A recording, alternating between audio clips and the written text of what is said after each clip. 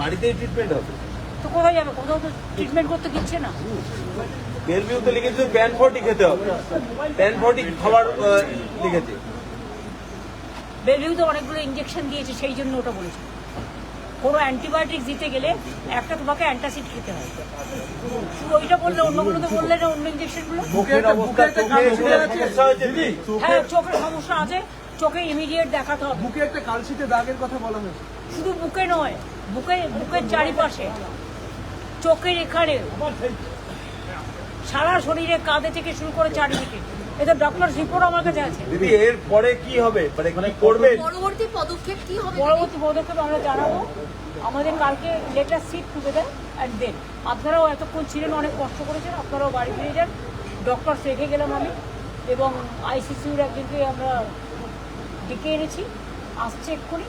আর cylinder, oxygen cylinder আমি কিনতে পাঠিয়েছি, এসে যাবে এক্ষুনি। আর স্যালাইন ওর সাথে ওখান থেকেই নিয়ে এসছে, কিন্তু আরও 3-4টে বোতল কিনে আনতে বললাম। আর প্লাস ডাক্তার আছে।